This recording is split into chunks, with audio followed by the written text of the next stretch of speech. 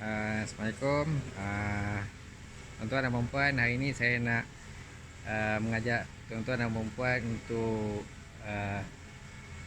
mencipta ataupun mereka satu rak pasu ataupun rak pokok bunga yang simple.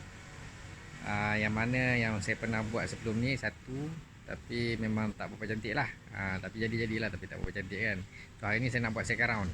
So alang-alang saya nak buat tu, saya nak share video ni bersama-sama tuan-tuan dan puan lah.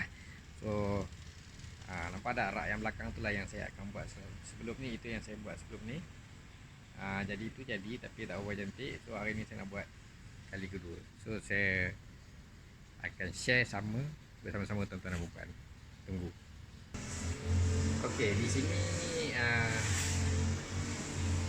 ini adalah satu set kayu yang saya beli dekat Shopee je.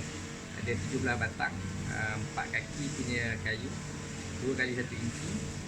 Ada 17 batang. Dan rasanya cukup-cukup lah untuk buat satu rak 3 layer pasu bunga yang saya tunjuk tadi tu. So jom kita tengok. Okey, selepas dibuka, inilah kayu dia. Kayu dia memang cantik. Kayu yang telah diketam. Cuba tengok dekat-dekat memang cantik lah. Tak berapa banyak selumbar. Dan memang dia potong pun cantik, kemas. Memang sesuai lah kalau kita nak buat rak ni. Kita tak perlu buat kerja banyak sebab kayunya telah diketam lah. By the way, kayu ni sebenarnya adalah kayu meranti. Cukup kuat lah untuk pakai outdoor.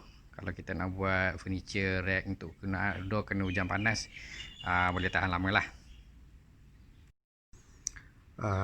Okey, untuk lakaran rack ni daripada sisi kita perlukan ukuran macam ni lah, supaya kita dapat ketinggian dalam 66 cm dan lebar dia dalam 60 cm. So ukuran setiap batang untuk frame dekat tepi, tengah dan kiri kanan lah, dalam ukuran sebegini. Dan kita perlu buat tiga rangka lah, replicate untuk 3 kali. Dan setiap ukuran ni kalau dikali 3, inilah jumlah batang kayu yang kita perlukan untuk buat kaki dia dulu. So ada 3 kaki. Ni daripada tepi.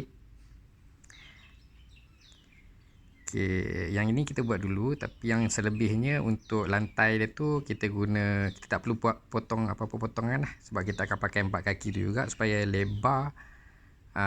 Daripada depan lebar dia adalah untuk rack ni adalah 4 kaki lah. So yang tu kita tak perlukan buat apa-apa potongan. So kita akan mula. Okey, untuk tujuan ni saya perlukan gergaji bulat lah. Senang sikit nak potong. Untuk tujuan membuat potongan kayu lah. Yang kedua, saya ada set of screw lah. Murah je, satu kotak ni tak sampai RM10 pun, tapi dapat beratus-ratus skru lah. Dan yang ketiga adalah screwdriver. Kalau senang pakai screwdriver elektronik lah, sebab kita nak cepat sikit kalau nak skrukan kayu tu nanti. Kalau nak pakai manual pun boleh, tapi letih lah, akan ambil masa yang lama dan letih. Jadi sekejap je dah siap lah, tak sampai setengah jam dah boleh paku semua, siap lah satu rack ni. Okey.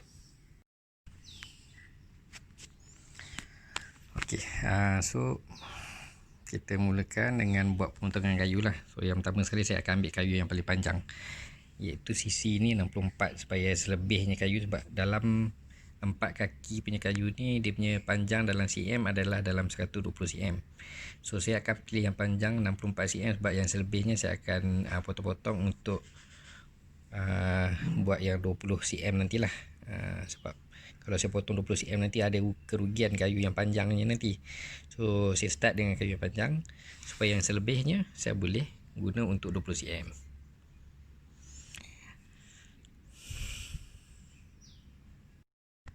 Okey, sekarang saya dah buat potongan kayu ni.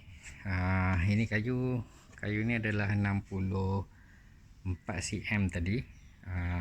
Kalau ikut gambar rajah ni, yang bahagian inilah 64 cm. Dan selepas dipotong, yang selebihnya adalah sepanjang 58 cm. 58 cm sebenarnya dia ngam-ngam adalah untuk kayu ni. So basically untuk 4 kaki punya kayu, satu batang kalau kita potong 64 dan 64 ni, kita akan dapat selebihnya 58. Tu 4 kaki ni sebenarnya dalam 120 cm. So kalau kita potong satu batang ni, kita dah boleh buat dua bahagian lah. So kita dah jimat kayu sikit lah. So untuk buat 3 kali rangka untuk buat bahagian ni dan bahagian ni, kita hanya perlukan 3 batang kayu sepanjang 4 kaki, 3 batang saja. Okey, sekarang semua kayu sudah dipotong. Kita ada 3 batang 64 inci, 64 cm. Ada 3 batang 58 cm.